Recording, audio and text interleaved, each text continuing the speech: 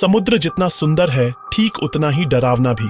मध्य समुद्र में एक दिन भयंकर तूफान उठा और उस पहाड़ जैसे तूफान के बीच में 2 लोग फंस गए। नहीं, यह कोई काल्पनिक कहानी नहीं है। 1983 में यह निर्मम घटना वास्तव में घटी थी। एक लड़की का सपना था दुनिया को देखना, लेकिन सपना पूरा करने के रास्ते में मृत्यु जैसे बाधा आएगी, ये उसकी कल्पना से परे। हेलो और welcome to film X story. आज की फिल्म है अड्रिफ्ट। फिल्म की शुरुआत होती है, हम देखते हैं एक लड़की को जो काफी घायल हालत में है। वह मछली भरे समुद्र के बीच एक याट यानी नाव में मौजूद है। उसके चारों ओर की स्थिति देखकर साफ लगता है कि वह किसी बहुत बड़े हादसे का शिकार हुई है। लेकिन आखिर हुआ क्या था उस मछली वाले समुद्र में? चारों तरफ तबाही का मंजर है। नाव में पानी घुस रहा है, यहां तक कि नाव का पाल भी फट चुका है। लड़की पागलों की तरह इधर उधर अपने साथी को ढूंढ रही है और जोर जोर से चिल्लाकर रो रही है। नाव में मौजूद फोन से भी किसी से संपर्क नहीं हो पा रहा। इसी बीच उसकी आंख लग जाती है और कहानी चली जाती है अतीत में, 5 महीने पहले। यहां हम देखते हैं टैमी को। वो बहुत खुशमिजाज और आजाद ख्यालों वाली है। उसकी जिंदगी का एक ही उद्देश्य है, दुनिया के अलग अलग हिस्सों में घूमना। वह इस समय एक नाव पर काम करती है ताकि वह एक जगह से दूसरी जगह घूम सके, और इसी तरह उसका जीवन चल रहा है। फिर एक दिन उसकी मुलाकात होती है रिचर्ड से। धीरे धीरे जान पहचान प्यार में बदल जाती है। टैमी को पता चलता है कि रिचर्ड ने अपनी खुद की बनाई हुई नाव से कई जगहों की यात्रा की है। ये जानकर टैमी का उसके प्रति और भी अधिक आकर्षण बढ़ जाता है। टैमी रिचर्ड से जानती है कि समुद्र में यात्रा करना बहुत ही कठिन काम है। भयंकर भूख, थकावट सब सहना पड़ता है। साथ ही सामना करना पड़ता है कई तरह की मुश्किलों का, कभी समुद्री तूफान तो कभी समुद्र के बीच विचित्र जीव जंतु। लेकिन इन सब कठिनाइयों के बावजूद समुद्र का वह वातावरण, वह दृश्य इंसान को मंत्रमुग्ध कर देता है। और यही है समुद्र से प्यार करने का सबसे बड़ा कारण। हालांकि टैमी समुद्र में तो गई थी, लेकिन वो कभी गहरे समुद्र या जिसे मध्य समुद्र कहा जाता है वहां तक कभी नहीं गई थी। इसलिए ये सब सुनकर वो बहुत उत्साहित हो जाती है। रिचर्ड के प्रस्ताव पर टैमी और रिचर्ड दोनों मिलकर समुद्र की यात्रा पर निकल पड़ते हैं। इस तरह वे समुद्र के अलग अलग हिस्सों में घूमते रहते हैं और खुशी खुशी अपना समय बिताते हैं। फिर एक दिन उन्हें एक काम का ऑफर आता है, जहां रिचर्ड को एक नाव लेकर कैलिफोर्निया से हजाना तक जाना होगा और इसके बदले में उन्हें $10,000 दिए जाएंगे। इस यात्रा में रिचर्ड चाहता है कि टैमी भी उसके साथ चले। शुरुआत में टैमी कुछ पारिवारिक कारणों से मना कर देती है, लेकिन बाद में वे दोनों ही तैयार हो जाते हैं और अपने गंतव्य की ओर रवाना हो जाते हैं। वे दोनों मिलकर अपने तरीके से इस समुद्री यात्रा का पूरा आनंद लेने लगते हैं। इसी दौरान एक दिन मध्य समुद्र के बीच रिचर्ड टैमी को शादी का प्रस्ताव देता है। वो अपने हाथ से बनाई हुई एक अंगूठी पहनाता है। टैमी के लिए यह पल उसकी जिंदगी का सबसे खूबसूरत लम्हा था, रिचर्ड के साथ बिताया गया। एक दिन वे देखते हैं कि उनकी नाव में एक पक्षी आकर बैठ गया है, मगर उस वक्त नाव समुद्र के बहुत गहरे हिस्से में थी। आसपास जमीन का कोई नामो निशान तक नहीं था। तो फिर इतना अंदर एक पक्षी कैसे उड़कर पहुंच गया? यह बात उन्हें सामान्य नहीं लगी। वे चिंता में पड़ जाते हैं। वे समझ जाते हैं कि उनके आसपास तेज हवाएं चल रही हैं या फिर कोई तूफान आ चुका है, जिसकी वजह से वह पक्षी हवा के झोंकों में बहकर वहां तक पहुंच गया।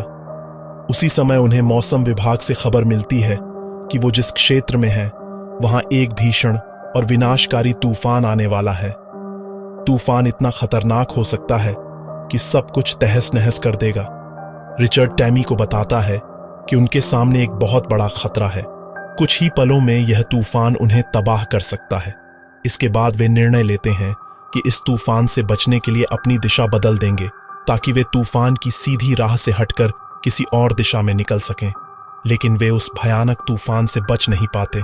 दिशा बदलने से पहले ही वे उस डरावने तूफान का सामना करते हैं। देखते ही देखते आसमान काला पड़ जाता है। समंदर की लहरें उन पर टूट कर गिरने लगती हैं। कभी रस्सियां खुल जाती हैं, कभी पाल फंस जाता है, कभी यॉट का स्टीयरिंग हाथ से फिसल जाता है। लेकिन वे दोनों हर संभव कोशिश करते हैं, मगर जिस दिन बदकिस्मती साथ हो उस दिन उसे भुगतना ही पड़ता है। जिस शांत और सुंदर समुद्र ने उन्हें मंत्रमुग्ध किया था, उसी समुद्र का ऐसा विकराल रूप देखेंगे, ये उन्होंने सपने में भी नहीं सोचा था। पहाड़ जैसी ऊंची लहरों के बीच उनकी नाव एक पत्ते की तरह हिलने डुलने लगती है। ऐसे समय जब कोई और रास्ता नहीं बचता तो रिचर्ड टैमी से कहता है कि वह यॉट के अंदर चली जाए। शुरू में टैमी रिचर्ड को छोड़कर जाना नहीं चाहती, लेकिन फिर रिचर्ड की बात मानकर नीचे जाती है, जहां फिसलकर वह यॉट के ऊपर से अंदर गिर जाती है। उसी वक्त एक विशाल समुद्री लहर आकर उनकी नाव को पूरी तरह पलट देती है। उधर रिचर्ड के सिर पर चोट लगती है और वह समुद्र की गहराई में चला जाता है। अब कहानी वापस आती है वर्तमान में, यानी फिल्म के पहले दृश्य में, जहां टैमी को अकेले यॉट के अंदर देखा गया था। चारों ओर सब कुछ बिखरा हुआ था। पूरी रात की थकावट और शारीरिक कमजोरी की वजह से उसकी आंख लग गई थी। आंख खुलने पर वह थोड़ी दूर पर कुछ देखती है, और वह थी उनकी यॉट के साथ बंधी हुई एक छोटी सी नाव।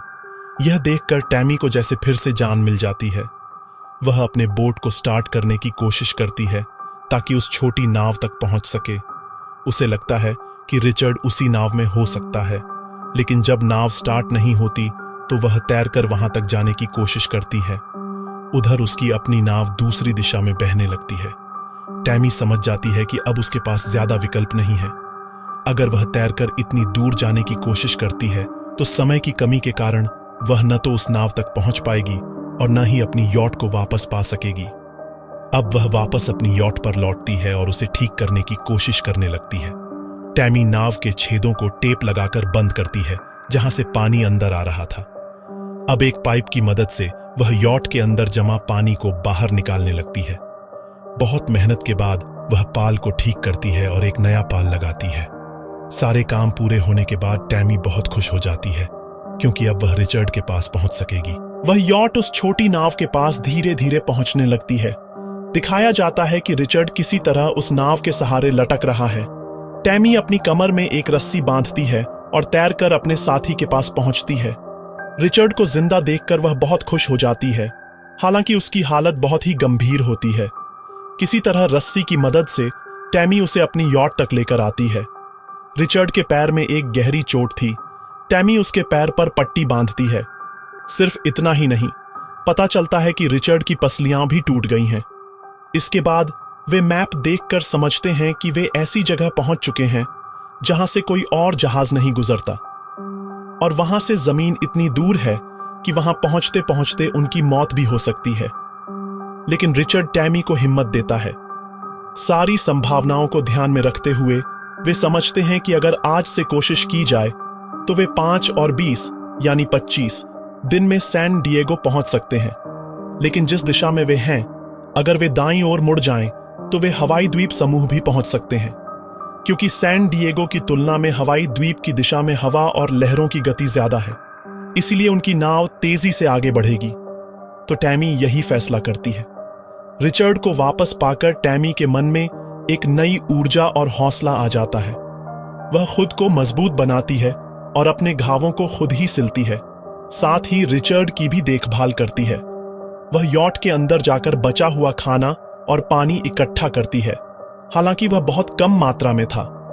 रिचर्ड की बीमारी की वजह से यॉट चलाने की पूरी जिम्मेदारी टैमी के ऊपर आ जाती है। हर दिन थोड़ा थोड़ा करके टैमी नाव को आगे बढ़ाती रहती है, लेकिन एक समय ऐसा आता है जब बोट में और भी समस्याएं आने लगती हैं। दिखाया जाता है कि यॉट के नीचे एक टूटा हुआ पाल सेल फंस गया है, जिसकी वजह से बोट ठीक से चल नहीं पा रही। टैमी पूरी ताकत लगाकर उस पाल को निकालने की कोशिश करती है। उधर रिचर्ड के घाव लगातार और भी गंभीर होते जा रहे थे। खाद्य संकट भी बढ़ता जा रहा था।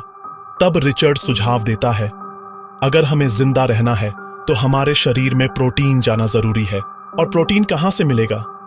प्रोटीन मिलेगा समुद्री मछलियों में, इसीलिए समुद्री मछली खानी होगी। टैमी शाकाहारी थी। वह मछली या मांस नहीं खाती थी। वह पहले तो मछली मारना नहीं चाहती, लेकिन अंत में रिचर्ड को सोचकर वह मछली पकड़ने की कोशिश करती है, पर वह सफल नहीं होती क्योंकि उसने कभी ऐसा किया ही नहीं था। लेकिन सौभाग्यवश उसी समय समुद्र में जोरदार बारिश होती है और उस बारिश से उनका पानी की कमी कुछ हद तक पूरी हो जाती है। अब एक सवाल उठ सकता है कि वे तो समुद्र के बीचों बीच थे, चारों तरफ पानी ही पानी था। तो फिर उन्हें पानी की कमी क्यों हो रही थी? जो लोग समुद्र के बारे में थोड़ा बहुत जानते हैं वे भली भांति समझते हैं कि समुद्र का पानी पीने लायक नहीं होता, वो बहुत ज्यादा खारा होता है। और यही है अजीब सच्चाई कि चारों तरफ पानी से घिरे होने के बावजूद उन्हें पीने के पानी के लिए बारिश पर निर्भर रहना पड़ा। इसी तरह बीत जाते हैं 18 दिन। दिखाया जाता है कि टैमी अपने मन में गुनगुना रही है, गाना गा रही है। वे दोनों थोड़ा थोड़ा करके खाना बांटकर खा रहे हैं, एक दूसरे के साथ समय बिता रहे हैं। वे दोनों चाहते हैं कि मानसिक रूप से टूटे नहीं, क्योंकि हम जानते हैं कि जिंदगी के बुरे समय में या किसी संकट के समय अगर तुम मानसिक रूप से टूट जाते हो तो तुम उस बुरे दौर से निकल ही नहीं पाओगे। इसी तरह बीतते हैं 29 दिन। टैमी एक जहाज देखती है और मदद के लिए आवाज देती है, लेकिन जहाज उन्हें देखे बिना ही आगे बढ़ जाता है। लेकिन फिर दिखाया जाता है कि दरअसल वहां कोई जहाज था ही नहीं, वो पूरी तरह से टैमी का भ्रम था।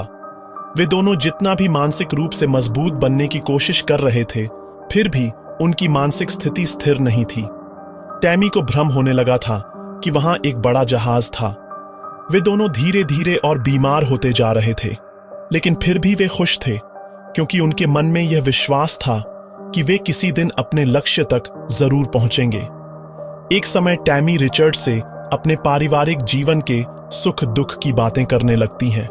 कुछ तो करना ही होगा। वहीं हमें पता चलता है कि टैमी का बचपन बिल्कुल भी सामान्य नहीं था, जैसा कि आम बच्चों का होता है। उसके दिल में बहुत सारे दर्द छुपे हुए थे।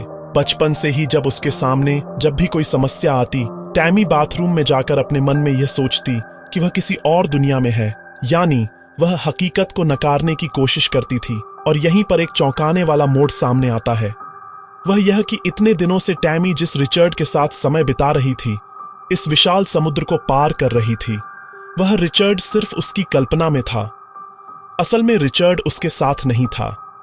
दरअसल उस भयानक तूफानी रात में रिचर्ड समुद्र की गहराइयों में समा गया और कभी वापस नहीं आया। संभवतः वह डूबकर मर गया। लेकिन अपने मन को तसल्ली देने के लिए टैमी ने जानबूझकर कल्पना की दुनिया में जीना शुरू किया, जैसा कि वह बचपन में भी करती थी। हालांकि अब जाकर वह वर्तमान को स्वीकार कर पाई, क्योंकि जब कोई सबसे प्यारा इंसान हमेशा के लिए हमसे दूर चला जाता है तो यह सच्चाई स्वीकार करना आसान नहीं होता। सच चाहे जितना भी कठोर क्यों ना हो, उसे स्वीकार करना ही पड़ता है। इसलिए टैमी को भी एक समय पर यह स्वीकार करना पड़ा कि रिचर्ड अब सिर्फ उसकी कल्पना में है। टैमी को दिखाया जाता है कि वह धीरे धीरे अकेले रहना सीख जाती है, यहां तक कि वह मछली पकड़कर खाना भी सीख जाती है। हालात एक इंसान को पूरी तरह से बदल देते हैं। अचानक एक दिन टैमी की यॉट पर फिर से एक पक्षी उड़कर आता है, लेकिन नहीं, इस बार डर की कोई बात नहीं थी। यह एक राहत का संकेत था। और इस बार वह किसी कल्पना में नहीं, बल्कि हकीकत में टैमी अपने जीवन के इस 41 दिनों के भयानक संघर्ष के बाद एक जहाज को देख पाती है। वह जहाज पर मदद के लिए पुकारती है। जहाज पर मौजूद लोग उसकी मदद करते हैं, उसे खाना देते हैं और उसकी यॉट को अपने जहाज से बांधकर उसे किनारे तक ले आते हैं। टैमी बड़ी मुश्किलों से फिर से सामान्य जीवन में लौटती है, क्योंकि अकेले उस डरावने समुद्र में 41 दिन बिताना एक बहुत ही कठिन अनुभव था। इसके बाद टैमी अपने जीवन के सबसे प्रिय इंसान रिचर्ड की बहन से मिलने जाती है। रिचर्ड के साथ बिताए गए सारे सुखद क्षण उसकी आंखों के सामने तैरने लगते हैं। यहीं पर फिल्म खत्म हो जाती है। मगर टैमी ने इतनी बड़ी दुर्घटना के बाद भी अपनी समुद्री यात्रा को नहीं छोड़ा। वह दोबारा समुद्र में गई और यह घटना, जिसे आपने अभी फिल्म के रूप में सुना, यह कोई काल्पनिक कहानी नहीं थी, बल्कि यह सन 1983 में टैमी ओल्डहैम और रिचर्ड शार्प के साथ घटी एक सच्ची, क्रूर और वास्तविक घटना है। आज का वीडियो कैसा लगा ये जरूर कमेंट में लिखकर बताना। और अगर वीडियो अच्छा लगा हो तो सब्सक्राइब करो या ना करो, बस एक लाइक जरूर कर देना वीडियो पर और अपने दोस्तों के साथ शेयर भी करना। मिलते हैं अगले वीडियो में, तब तक सब लोग बहुत अच्छा रहो।